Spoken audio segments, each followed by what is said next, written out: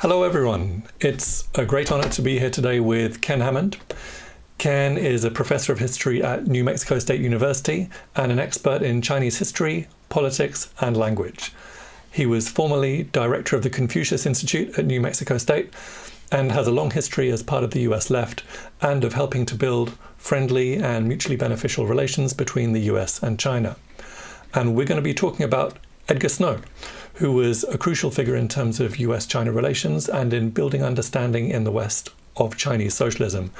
His 1937 book, Red Star Over China, was, for millions of people in the English-speaking world, their first introduction to the Chinese Revolution. And 15th of February this year marked the 50th anniversary of Edgar Snow's passing. So it's a great moment for us to remember Edgar Snow, to assess his legacy, and to consider its relevance for our world today, a period in which US-China relations are at the center of a global struggle to shift away from hegemony and unipolarity towards a more democratic, more equal, more multipolar system of international relations. So, lots of material to get through, and we'd better get started. Can you tell us something about Edgar Snow's early life? Where he was born, where he grew up, and so on. Was there anything in his background that might offer a clue as to how he was able to develop such an intimate and enduring connection with the Chinese Revolution? Sure. Snow was born in 1905 in Kansas City, and grew up in right on that border zone of Kansas City, Missouri, Kansas City, Kansas. So he had family and activities as a young man all the way up to his teen years on both sides of the border there. His family had gotten out to Kansas City from Kentucky, and generations before that had been down in North Carolina.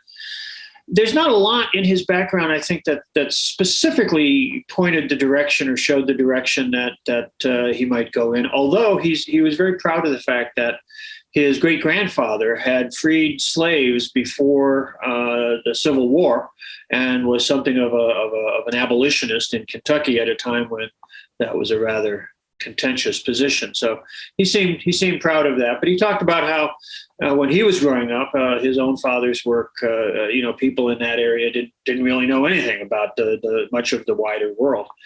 He wound up going to China, basically just to see the world, just to look around. He didn't think he'd be there very long. He went originally with a plan to be there for 6 months. And of course, he wound up staying in Asia for 13 years. So I think that when he got there, it sort of took a hold of him in ways that he hadn't necessarily anticipated. Right.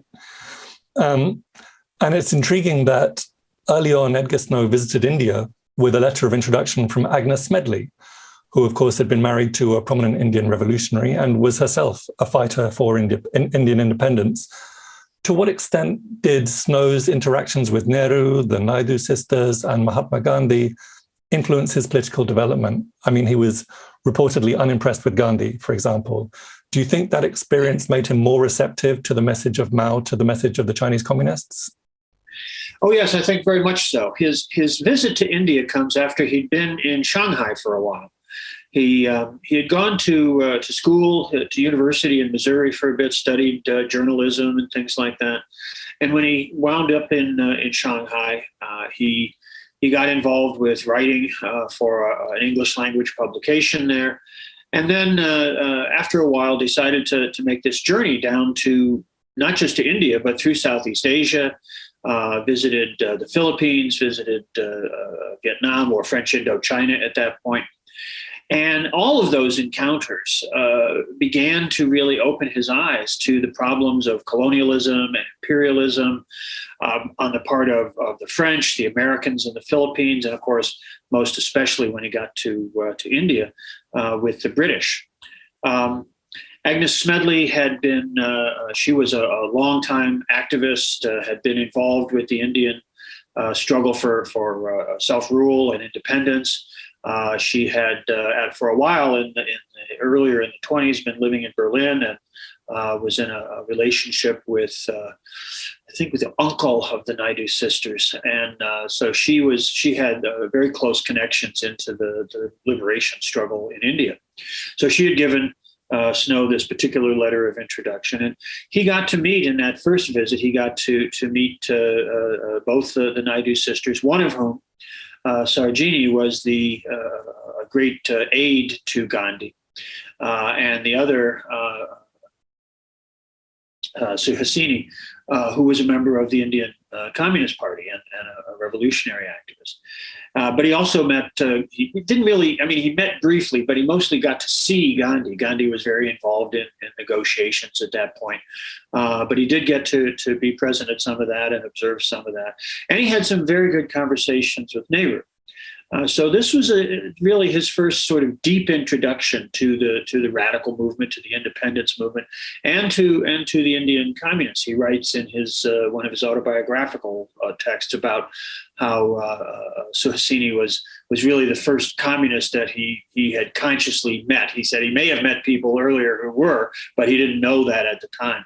And she really had a very interesting effect on him in terms of talking about the national struggle, talking about the relationship between independence and socialism. So yes, I think the visit to India was very significant for him, although it set up in his thinking an interesting contrast between the situation in China and the situation in India. He saw the struggle for independence in India, especially under the influence of Gandhi, as one that blended in a very interesting, and for him, he saw it as a very positive way, sort of spiritual and political elements, whereas he saw the struggle in China as a more purely political and economic revolutionary process. So he maintained this perspective, which I think is not incorrect, all through his later activities. He was back in India much later, of course, and met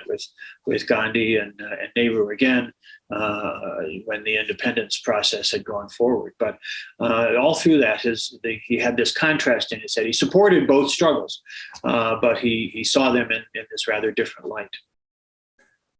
Yeah, it reminds me of something that I think probably a mutual friend, Radhika Desai, often says, which is that the fundamental difference between India and China is that China had a revolution and India didn't.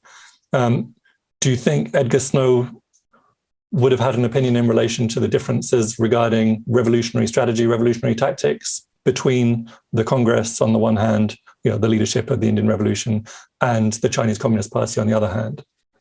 Well, certainly he understood that the Indian National Congress was never a revolutionary organization in terms of seeking to create a socialist or communist future for India.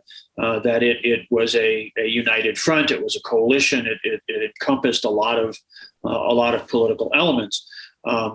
He saw Nehru as being, in some ways, sort of a Fabian socialist and having those kinds of progressive leanings. But clearly, the Congress was not.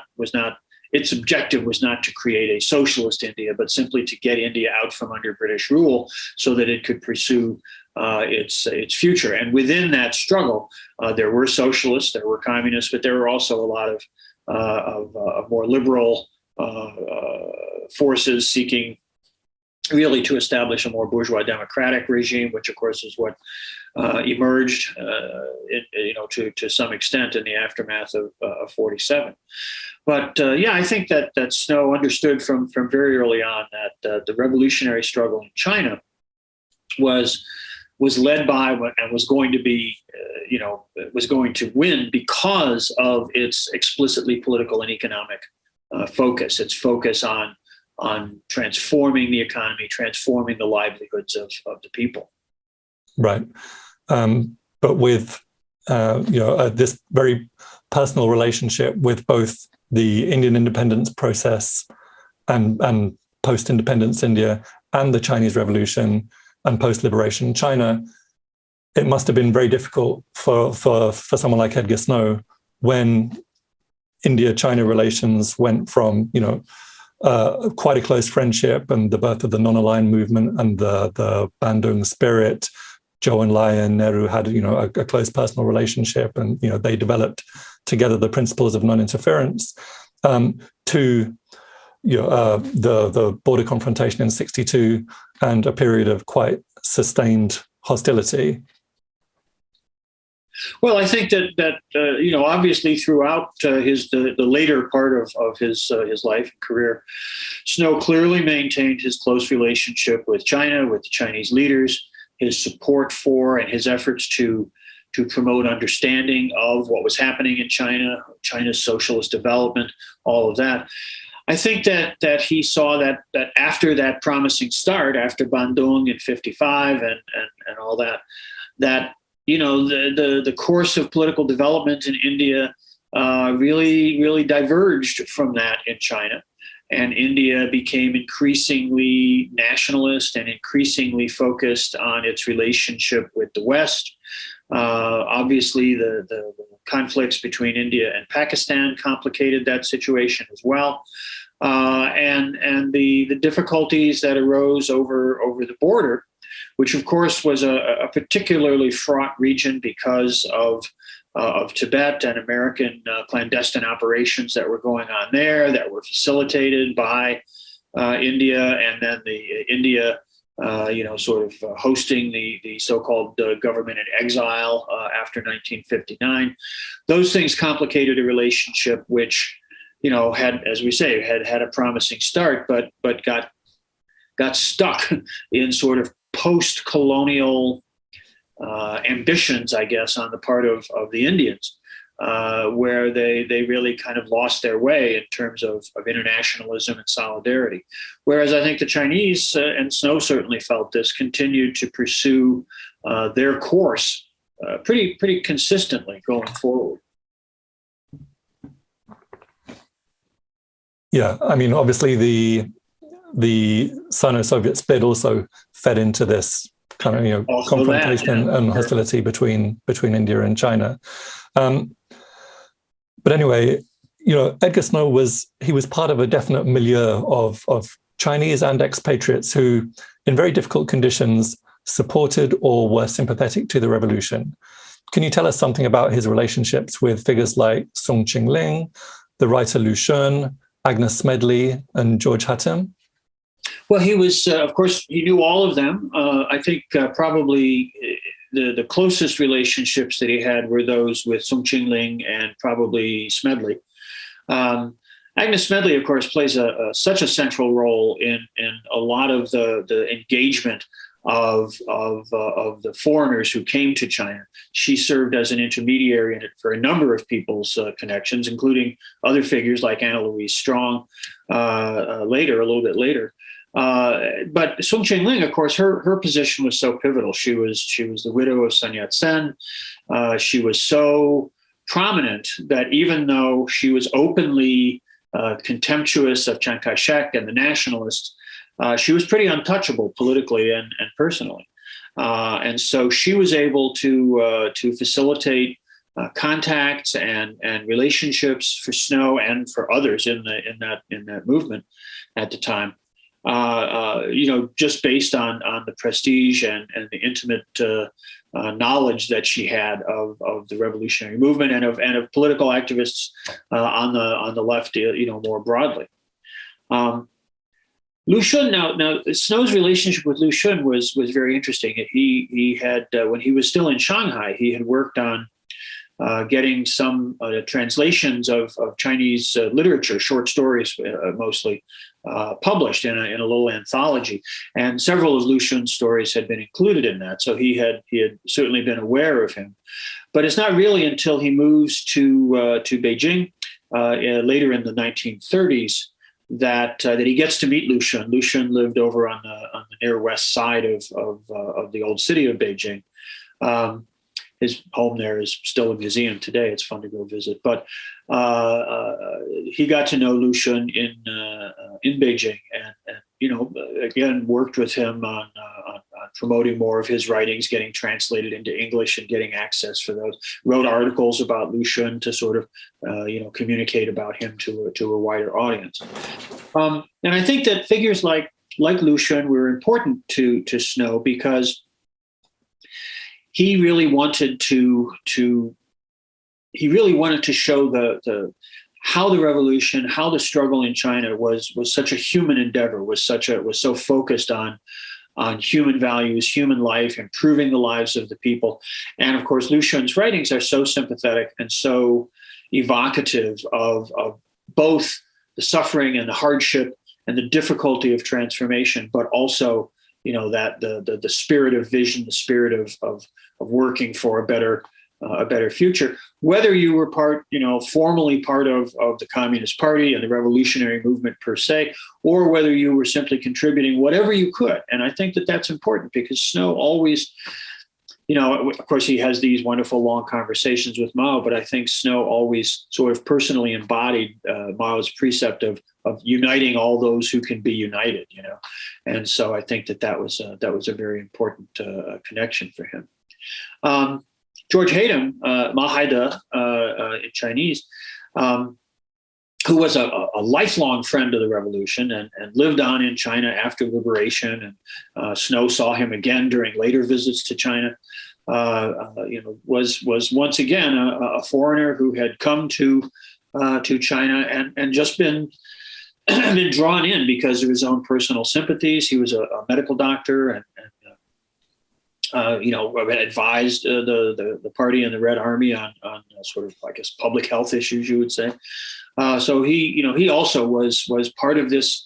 They really felt it to be a community of like-minded and committed people. So they all circulated with one another, and Snow and Hatem traveled together into the liberated zone in 1936. So they had both working relationships, but also good personal friendships. Right. And another person who would have been part of that community, I guess, is Helen Foster Snow, who was, of course, Edgar's then wife, who wrote another phenomenal book, unfortunately much less well known, Song of Ariran, about the early Korean Revolution, which in that period, of course, had a huge overlap and intersection with the Chinese Revolution, and most of the Korean guerrilla fighters would have been actively involved in the Chinese guerrilla struggle as well. Sure. So yeah, well, Helen Foster, who wrote, she wrote under the name of Nim Wales. Wrote a number of works. The Arirang book is really important, and of course, that struggle up in the mountains on the border between Korea and Manchuria was a zone where the revolutionaries in Korea, the communist guerrilla fighters in Korea, fought against Japanese colonialism. But also fought to create liberated zones for themselves on both sides of the border up in the Changbai Mountains. It's a heroic, epic sort of tale in its own right. They had, they met in China and fell in love and got married and sort of were a very dynamic team. They later, of course, separated, although remained, maintained friendly relations. After they had been apart for prolonged periods, Helen had come back to the United States for a while, and Snow had been traveling elsewhere. So that relationship lasted for a long time, and certainly I think was a very fruitful collaboration. In some of his autobiographical writings, he talks very fondly of the work that they did together. And how much affection and respect they maintained for each other even later in their lives. Right. Very interesting. So let's turn to Snow's most famous work, Red Star over China. You've got a copy of it next to you. Good to see. I mean, it's incredible because no Westerner had ever been given that level of access to Chairman Mao, to the CPC leadership before. Why do you think Zhou Enlai would have selected Snow in particular to present their story to the outside world? Well, the articles that Snow had been writing from Shanghai and from some of his other travels had reflected, on the one hand, his open-mindedness, the fact that he didn't go in with strong preconceived positions that he then tried to bolster through whatever evidence he could gather. But he went in and he looked around and he observed what was happening, and he wrote very honestly and straightforwardly about that. And a clear-eyed and sober assessment of the situation showed that the Kuomintang government was corrupt and ineffective, and that there were terrible things happening. He visited the northern part of China, around Ningxia and some of those areas when there was a terrible famine going on in the early 1930s. He came to really understand that the Republican government, as it were, the Kuomintang, the nationalist government, was not making the difference, was not doing the things that needed to be done to improve the situation for the Chinese people or the Chinese nation. And the things that he was able to learn, the information he was able to gather about the CPC and about the Red Army and about their struggle, certainly talking with trade unionists and underground activists. And again, he had access to people because of his relationship with figures like Sung Ching-ling and Agnes Smedley, who could talk to him, who knew about what was happening in the underground movements in the cities, in parts of the country that weren't necessarily in the liberated zones, but where the party and the Red Army, or at least the party, had activists at work. So he wrote about those things. He wrote about the positive information that was available. And I think that meant that Mao and Zhou and the leaders of the party, viewed him not necessarily as someone who would be like their spokesperson, but as someone who would simply give an honest assessment.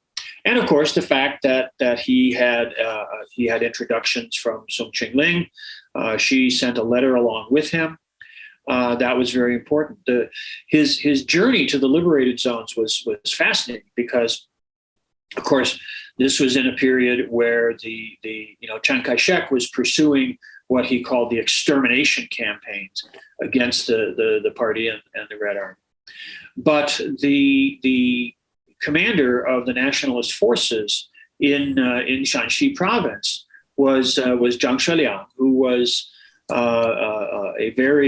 he was very anti-Japanese. He wanted to resist the Japanese invasions and incursions into China, and he viewed Chiang Kai-shek, even though Chiang was his superior, he viewed him as betraying China, basically as failing to defend China against Japanese aggression. And he saw the communists, who were in the northern part of the province where he was stationed, he was at Xi'an, and the communists were in the northern part of the province, as carrying on this guerrilla warfare against the Japanese, as mobilizing their forces and maintaining national defense as one of their top priorities. So Zhang Sheliang, even though he was the nationalist commander, facilitated the Snow's transit into the liberated zones. He actually sent him on nationalist military vehicles up to the sort of border line between the two areas, and then had sort of local guides walk him over some mountains into the liberated zone, where he encounters Zhou Enlai, who introduces himself, just walks out and walks up to him and says, "What are you doing here? I'm Zhou Enlai," and they took it from there. And of course, once he was there, he spent months in Bao'an. They hadn't moved down to Yan'an yet, so he was up in Bao'an, a little further north in Shanxi, and had all these conversations. And they told him right from the start that he could look at whatever, he could talk to whoever, and they would answer his questions. And Mao sat with him, night after night, or in the very early morning hours sometimes. And they just had these long conversations that obviously no Westerner had ever had. And in some ways, even for Chinese readers, once Snow gets back, he is writing up his reports, his chapters and articles, and they're immediately being translated into Chinese and circulated in the rest of the country as well, because it was not just new information for the West, but it was information that a lot of other people in China didn't have. So that visit is such a pivotal moment for the revolution, just in terms of the awareness of it, the knowledge about it that he was able to circulate in wider circles.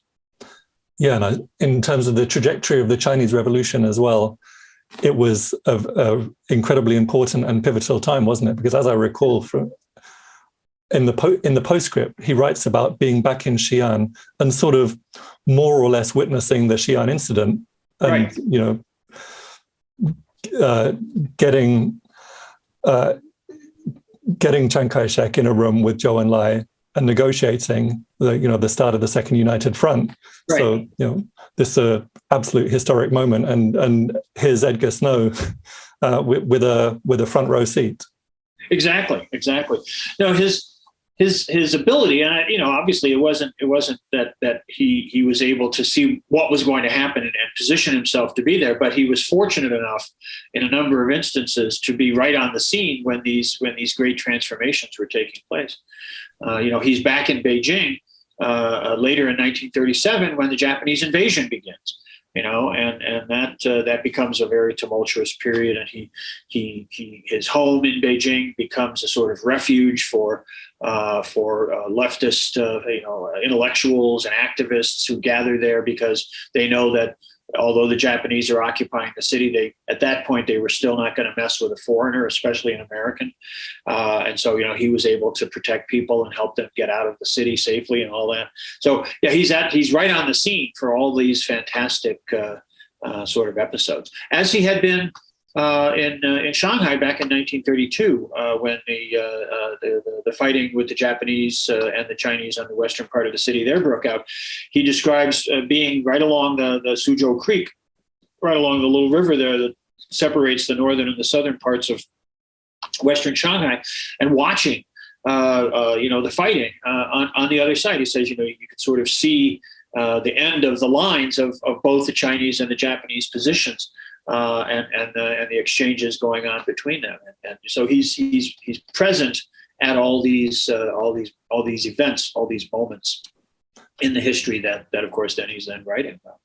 Incredible. So the version you've got next to you, is that the monthly review version? That's actually the Grove Press version. Okay, right. So the one on my shelves behind me is from the Victor Galland's Left Book Club. Ah, yes. And it was so popular that it was reprinted 5 times in the first month. And this was at a time when Britain-China solidarity was very active. Arthur Clegg was leading the work of the China Campaign Committee following the Japanese invasion. Incidentally, Arthur's daughter, Jenny Clegg, is a leading member of the Society for Anglo-Chinese Understanding now, and is also on our advisory group for Friends of Socialist China. How was the book received upon publication in the US? What impact did it have? Well, I think it had a great impact. It was, I don't think it was reprinted 5 times in a month here, but it did circulate widely, and it was sensational. I mean, people knew that this struggle was going on. There was, of course, a lot of sympathy in the United States for China in those years. Not necessarily a lot of knowledge of the left in China or the revolutionary struggle, but because there were so many American missionaries in China, there was a lot of information coming back through sort of independent sources. And although the missionary endeavor in China was certainly not the mainstream of progressive development, many of the missionaries were socially concerned and compassionate people, and they saw the suffering of ordinary Chinese, and some of them at least were able to understand that the communists were actually working to make the lives of people better. And so there was some knowledge and awareness of that. So I think that to a certain extent, the ground was prepared for a book like Red Star Over China to really have a profound impact. And of course, in the late 30s, the labor movement in the United States was on the rise. You had the great sit-down strikes going on. You had under Roosevelt some of the New Deal reforms that had that had, to some extent empowered the working class, allowed the trade unions, the movement to develop. So there were many people in the United States who were sympathetic to socialism and to the revolutionary struggles, sort of globally. So I think that its first publication certainly reached a significant audience here, and had a strong impact on that broader sort of sympathy or almost feeling of affinity that many Americans had for China in the run up to the Second World War. That affinity, that sympathy that Americans felt toward China, even though it was often just simply directed to China in general, to the nationalist government and all, that was a very important factor in American domestic politics in the late 30s. A lot of the European communities in the United States were very isolationist and wanted to turn away from the conflicts in Europe.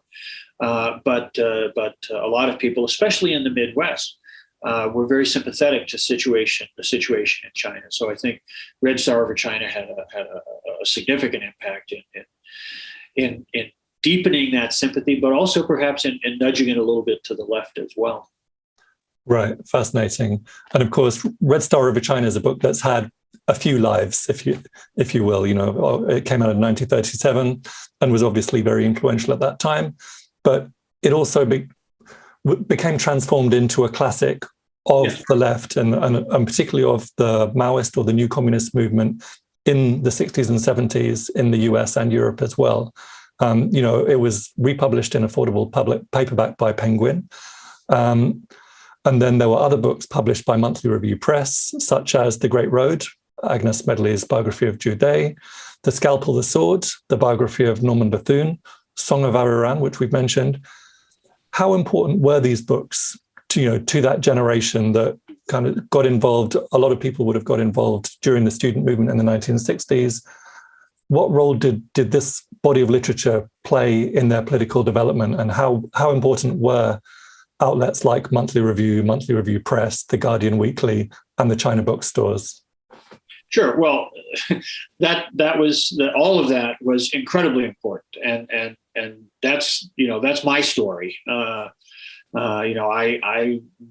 went to university in 1967, and I became involved with Students for a Democratic Society. Of course, I'd even in high school, I'd been fascinated by the news coming out about the Cultural Revolution. I'd been horrified by the massacre of the Indonesian communists in 1965. I was very aware of what was going on in that part of the world. My brother, I have an older brother, he was in Vietnam at that point. So, that all of that was just very much on the front burner, to say the least. And books like Red Star Over China, I remember the first time I read it. It was stirring, it was one of those inspirational things, reading Mao's own story and reading all the accounts of the development of the revolutionary movement. Of course, that was part of a larger engagement. The other books that you mentioned, and other books like Away with All Pests, and I can't even remember all of them that filled one's little bookshelves in those days. Those were really critical because we were coming of age. We were learning about the contradictions, the inequalities in the United States, the systematic injustice, the oppressive nature of capitalism, even in an era where working class struggle in the United States was sort of blunted, because of the post-World War II compromises that had been made. But we were awakening to the civil rights movement here. The Vietnam War, of course, was just radicalizing hundreds of thousands, millions of young people.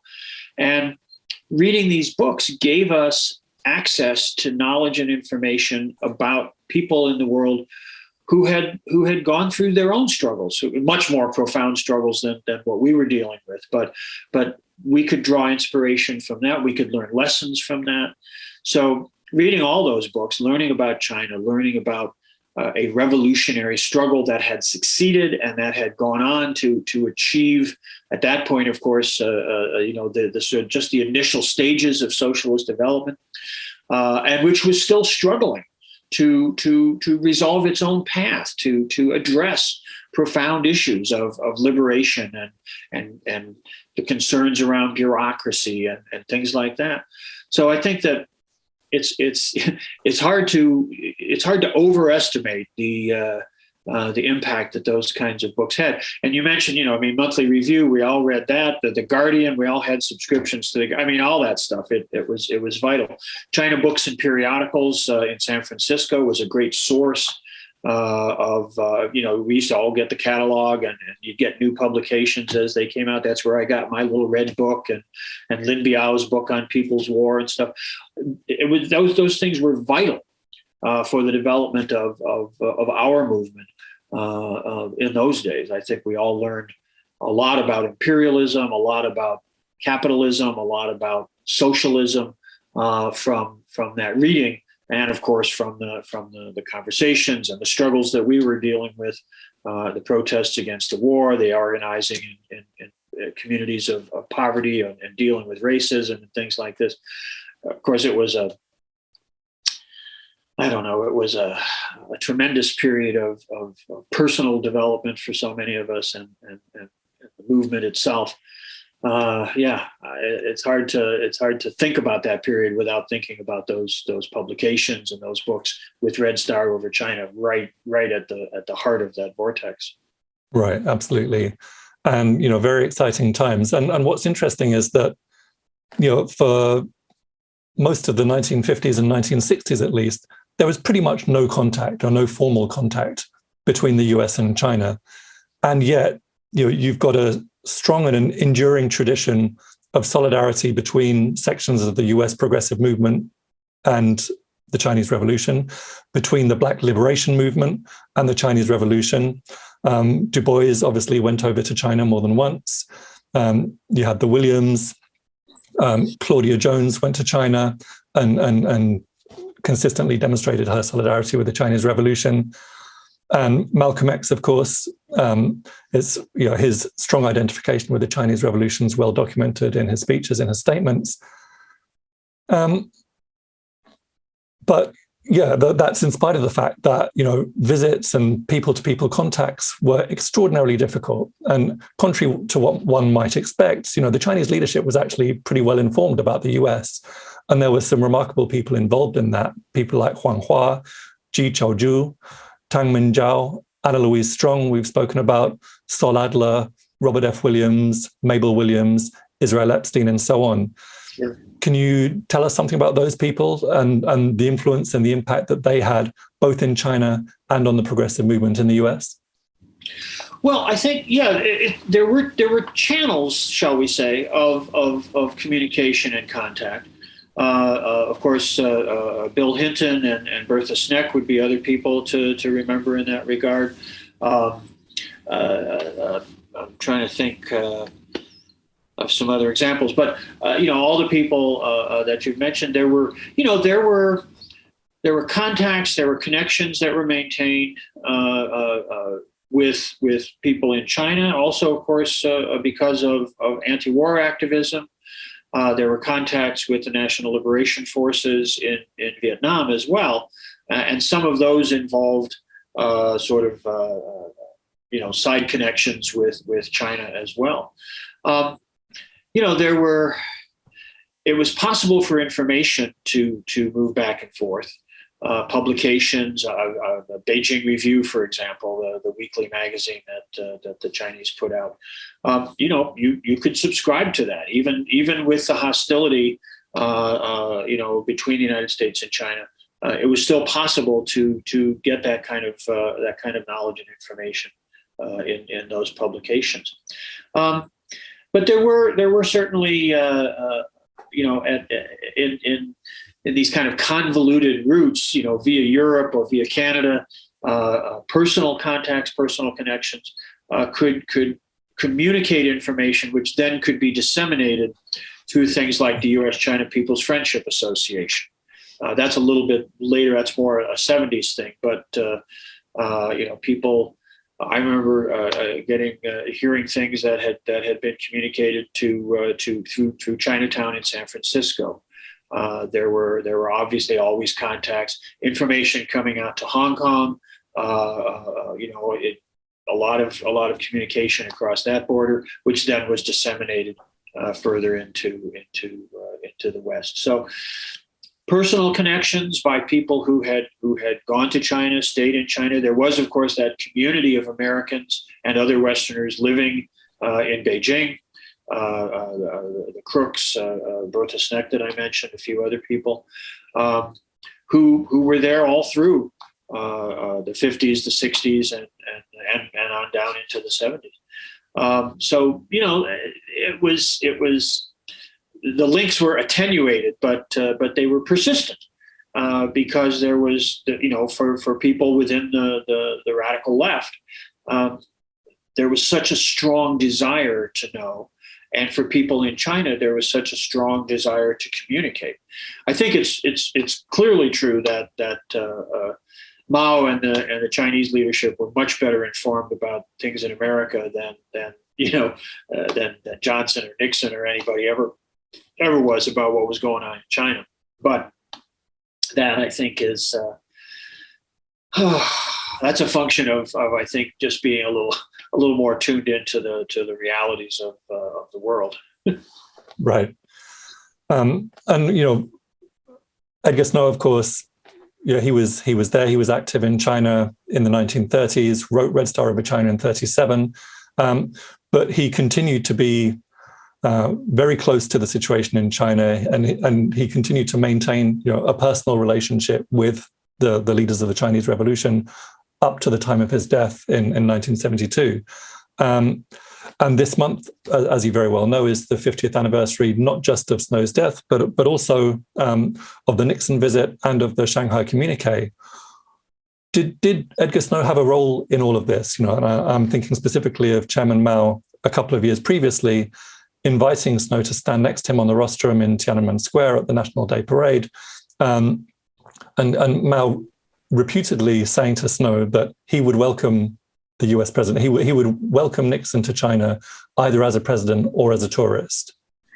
Yeah, I mean, Snow's life is so fascinating in that although he wrote Red Star Over China, and it was this profoundly influential book, and he maintained these relationships with the Chinese leadership. He was able to travel to China in 1960-61 and wrote The Other Side of the River, which is a fabulous book about a period in China that is so misunderstood and maligned in the West, the Great Leap Forward and all that.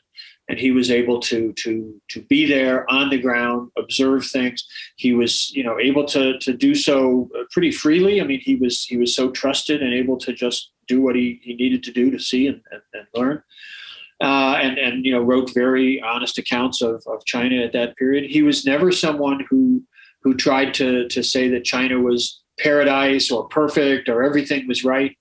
But he also, was always, very clear to dispel the lies and the distortions that were being cooked up by anti-China forces. So that visit in 1960 was very important. The visit 10 years later in 1970, of course, also comes at a tremendous moment of sort of tectonic shifting going on in geopolitics, because the Sino-Soviet split had deepened all through the 60s, and there had actually been clashes on the border between Russia and China in 1969. Mao and others were rethinking what was the primary contradiction in geopolitical terms. They saw the United States as kind of a spent force to some degree at that point. Of course, the losing position that the U.S. was increasingly seen in Vietnam, declines in the American economy at home, the anti-war movement, the political divisions within the United States. They no longer, or they were coming to no longer see the United States, U.S. imperialism as the primary contradiction. But however we may look back on it historically, they were coming to see the contradiction with the Soviets as the overriding focus. and that meant that they were thinking about how one might pursue rearranging things in a sense. The fact that Mao makes these statements to Edgar Snow in 1970, in the fall of 1970, that sets the stage. Snow had continued to have access to American political leaders. He, back in the 30s and 40s, he had talked with Franklin Roosevelt pretty, not regularly, but from time to time. And even after the McCarthyist hysteria in the 50s, even after Snow had left the United States and moved to Switzerland because he didn't want to be under sort of public political pressure, he maintained lines of communication with figures at the State Department and even in the executive branch. And so after Mao had made these statements to him, he was able to share that information. And I think that set the stage then for the American response when the ping pong tournament took place in Japan, and there was this little overture from the Chinese team to the American, one of the players on the American team, why don't you come and play an exhibition in Beijing?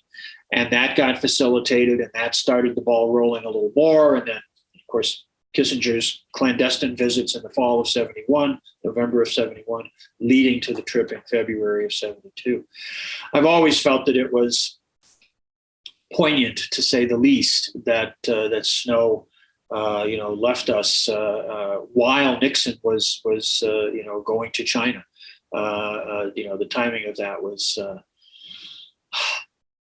touching, and so as we think back on the death of Edgar Snow in February of 72, we also think about the Shanghai Communique and Nixon's visit, and the just profound transformation that brought about, which for a while yielded very, very positive consequences, especially for China. And it's so unfortunate that American politicians have now decided to kind of go the other direction. But that's, those are the circumstances in which we find ourselves today. Yeah, well, it's a really sad irony, isn't it, that 50 years after ping pong diplomacy, you have the United States imposing a so-called diplomatic boycott on the Beijing Winter Olympics and doing everything it can to disrupt and malign that event. Yeah. Oh, yeah. I mean, obviously, the situation with the U.S. and China now is as fraught and as antagonistic and as dangerous as I think it's been for a long, long, long time. And it has been the United States that has made this turnabout. Starting with the Obama administration and the so-called pivot to Asia, which only gets worse with the Trump administration and the rather silly and counterproductive trade war. And sadly, the Biden administration now has, if anything, only deepened those antagonisms, only made the rhetoric has certainly been ramped up, and not just the rhetoric, but the actions. The clandestine sending of troops to Taiwan, all these naval provocations in the South China Sea, sailing through the Taiwan Strait, which is clearly the territorial waters of China.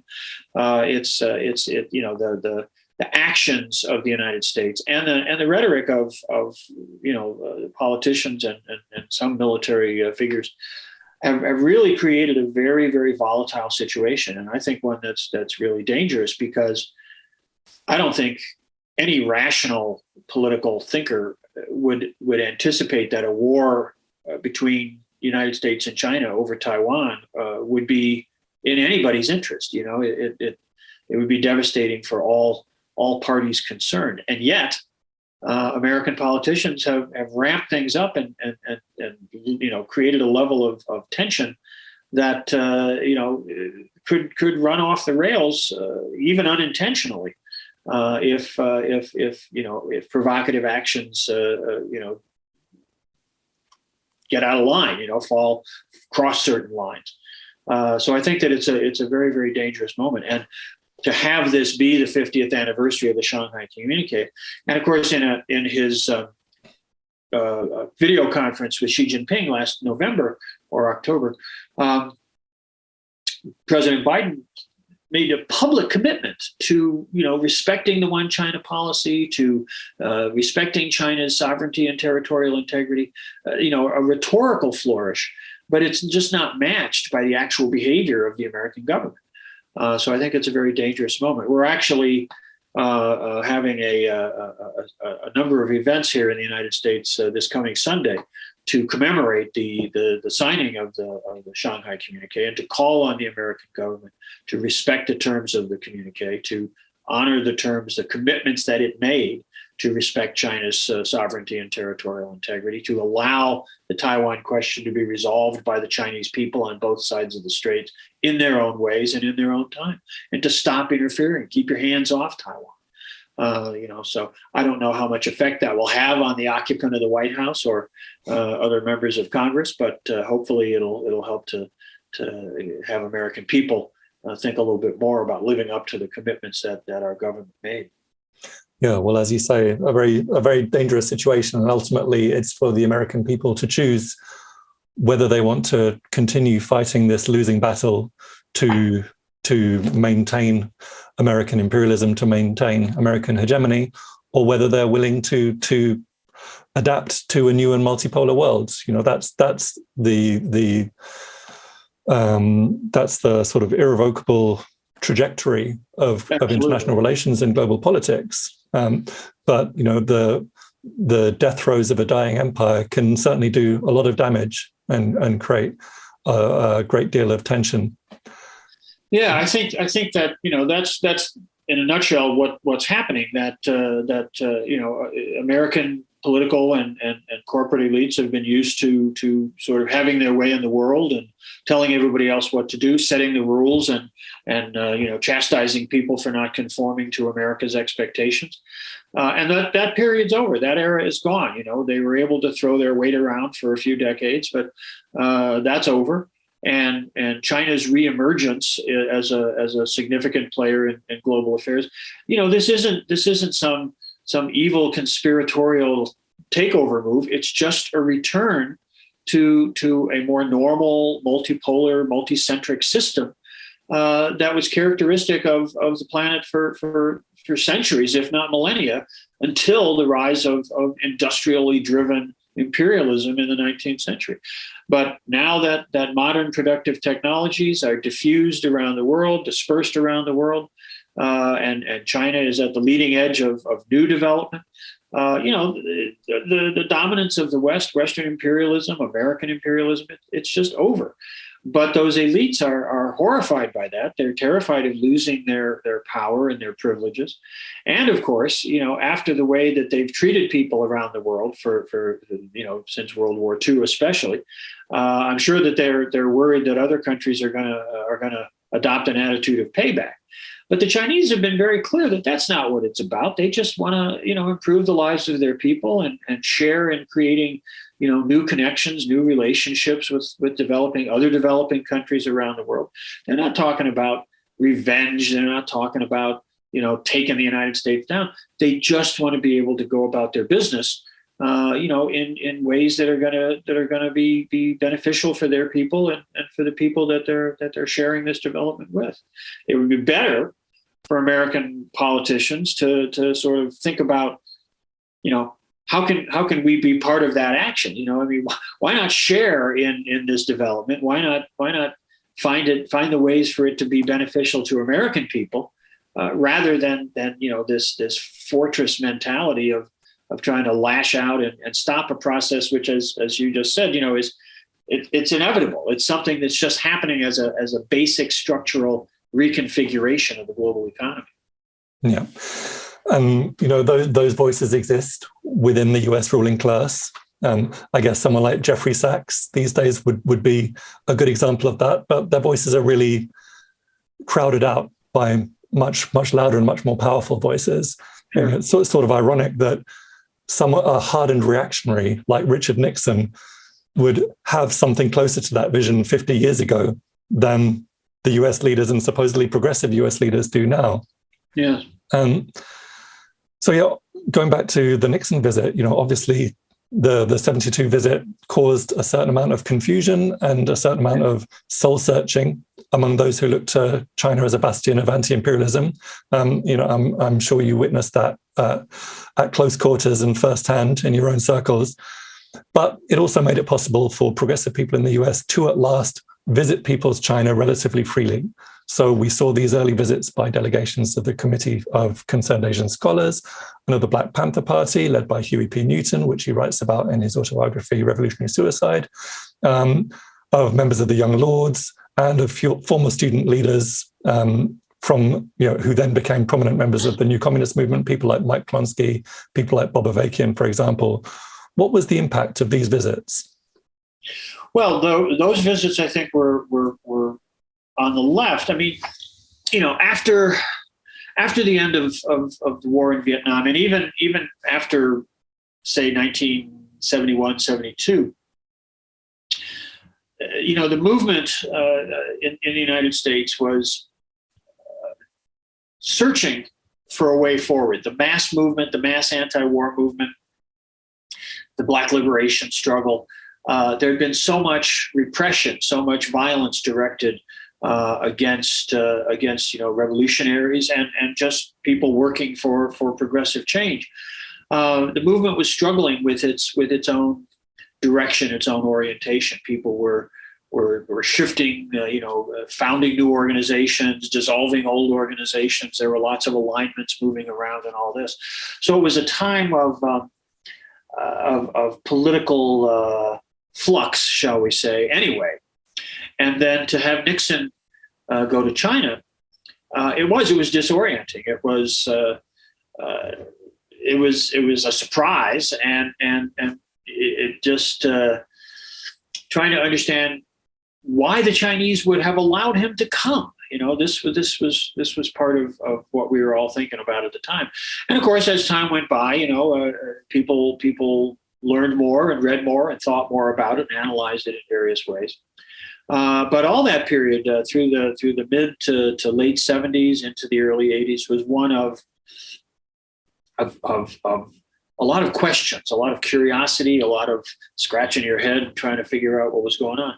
So those visits by left figures who could come back and talk about what was happening in China, those were important because that added information, fresh information, new insights, often from people that you knew or that you'd encountered, that you at least had some familiarity with, and that was very important. I mean, there were people. I knew a couple of people that were able to go on some of those delegations, and we had long conversations when they got back, just trying to figure out what was happening. And of course, at the same time, it's also a period of great change going on in China. The struggles of the mid-70s within China, and then with Chairman Mao's death and Zhou Enlai's death and Zhu De's death in 1976, the transformations within the leadership, the reemergence of Deng Xiaoping, the beginning of the reform period.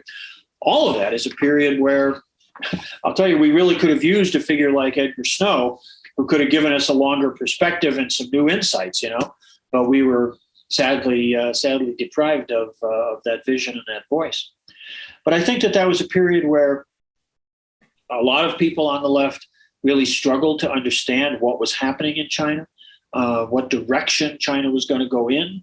And I think that the legacy of that has been that there are many people on the left who otherwise are I think very, very sincere and very effective leftists, radicals, socialists, communists, but who have developed and maintained an attitude towards China, which I think views it as having lost its way, as having, for some people, gone down the capitalist road, embraced neoliberalism and all that.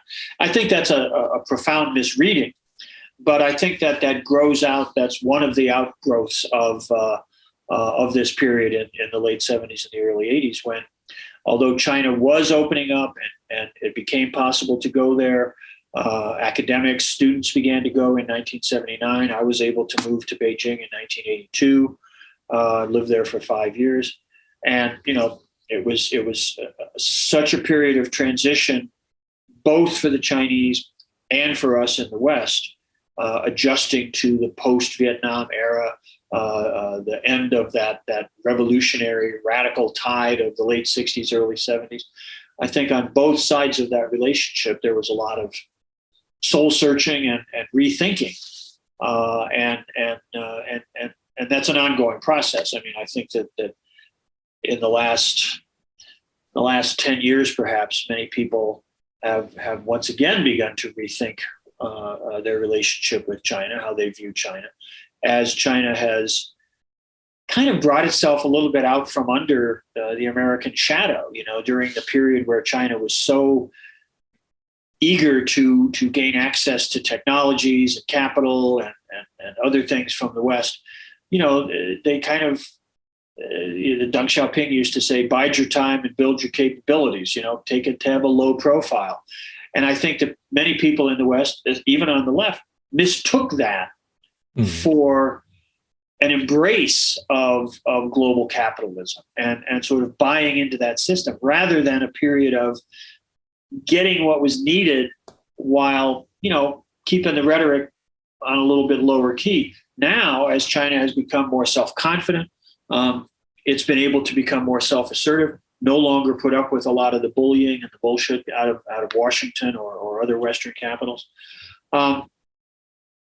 I think some people are once again able to see that they are still on the path. They are still pursuing, the socialist mission, the socialist goal, and it's a long and winding road, as everybody from Karl Marx to Mao Zedong to Deng Xiaoping said it would be.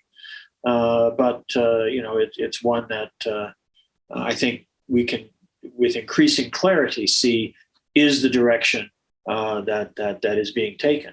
And that's the direction in which things are moving.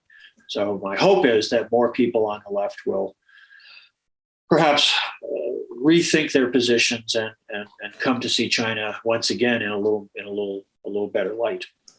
Yeah, I mean, one thing I suppose we're all learning, and in historical terms, the socialist movement remains relatively young. We're still talking about the first few experiences of socialist revolutions and developing this new type of society. And we're coming to understand that there isn't just one path. And in a sense, we're having to fight, suppress our inner dogmatists, which exists in a lot of us on the left, and appreciate that there's different ways of getting to the same goal. And the other thing is that obviously China's successes are becoming much more visible in terms of the struggle against poverty, in terms of, over the last couple of years, the struggle against COVID-19, and also the tremendous advances they've made around renewable energy, climate change, tackling pollution, dealing with biodiversity and whatnot. China is achieving things as a developing country that we're really struggling with in countries like Britain, in Europe, in the US, in Canada, and Australia.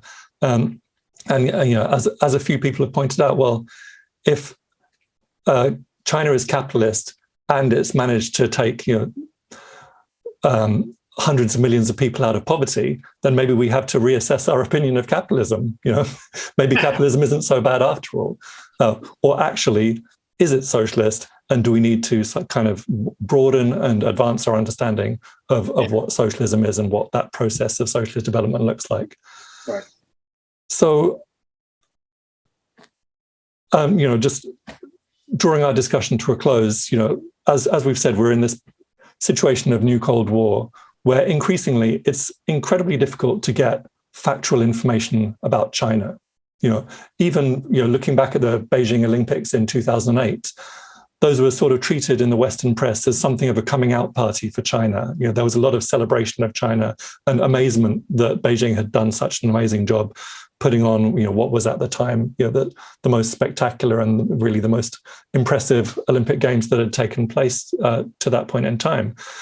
Whereas now, 14 years later, they're doing their best to either ignore or malign the games, and to speak the truth about China is to face, hostility and attack in the West. And And you've even got spokespeople from the Chinese Foreign Ministry who've said specifically they would love to see more foreign journalists who are prepared to tell the truth about China. And they've kind of name-checked Edgar Snow, Edgar Smedley, and Anna Louise Strong, who are still to this day known as the three S's in China. After so many decades, why is it that the Chinese single out these individuals in particular? And what more can we do to help make this aspiration a reality, of creating more journalists who are, or more people and activists and campaigners who are telling the truth about China?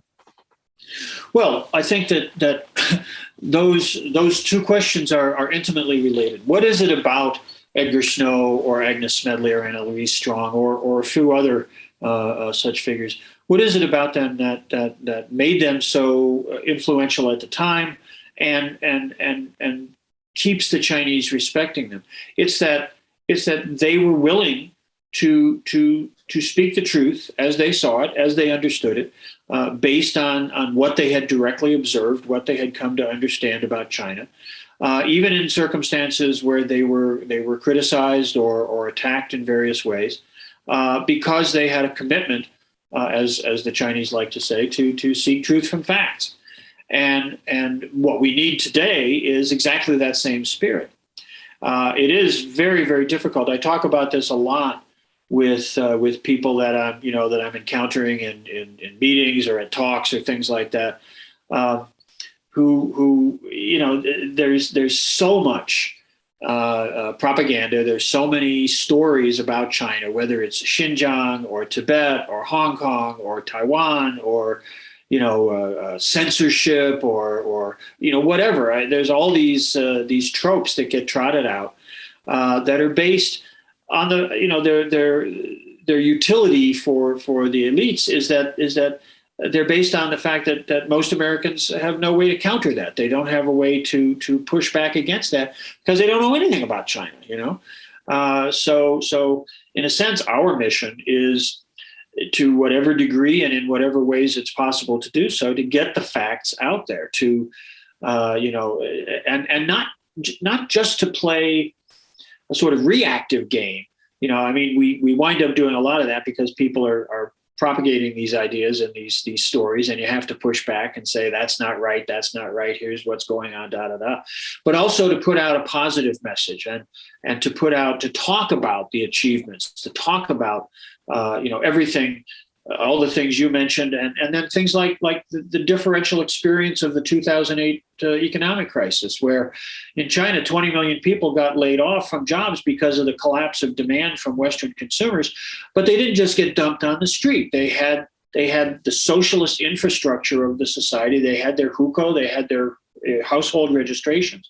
They could go back to their villages, have housing, have healthcare, have educational opportunities for their children. Not, the most luxurious and glorious things in the world, but they were taken care of to survive that, to weather that storm until they could get back to new jobs or back to their other jobs as the economy readjusted. That experience contrasts so much with the suffering, the unemployment, the loss of housing, the homeless people sleeping on the streets in American cities. What we need to do is make sure that those stories get out, right? Everybody knows about the problems in the United States. All you have to do is walk down the sidewalk of any American city and you'll see what's happening, read the papers, look at your bank account, look at your retirement, whatever it might be. People know that there are deep problems in the United States, but there's always, the old trope about it's the worst thing in the world except for everything else. That they think that China is this oppressive police state where everybody is struggling to survive, and it's just so completely out of touch with reality. So our mission is again, by whatever means possible, to communicate, to share that information, to share that knowledge. Our challenge, I think, and this is something that I've talked about with a number of colleagues and fellow activists, is how do we get beyond our own circles? There certainly is a need for and room for struggle on the left amongst leftist because of some of the contradictions I was talking about before. But how do we go beyond that? How do we reach out to a broader audience? And I think that requires the kind of courage and the kind of commitment that Snow and Smedley and Strong had of writing and publishing and doing these kinds of things, doing our blogs and our podcasts and our webinars and all that kind of stuff, in the hopes that as people feel the tensions, feel the stresses in the world, and they want to search for answers, that maybe at least some of them will hear some of what we have to say, and maybe bit by bit we can push back against that. I don't know that we're gonna turn the trajectory quickly or easily. I'm sure we're not, but it is it's a protracted struggle, and one that we just in which we have to persevere. Absolutely. So I think that's a good moment and a good note to end on. Ken, I want to thank you so much for sparing your time and giving us the benefit of your experience and of your knowledge. This has been a really fascinating conversation, and I hope we'll continue to work together. I really appreciate the opportunity to chat and share some of this, and remember Edgar Snow and remember the work that he did, and sort of in our own little way try to carry that on. Great. Right, let me stop for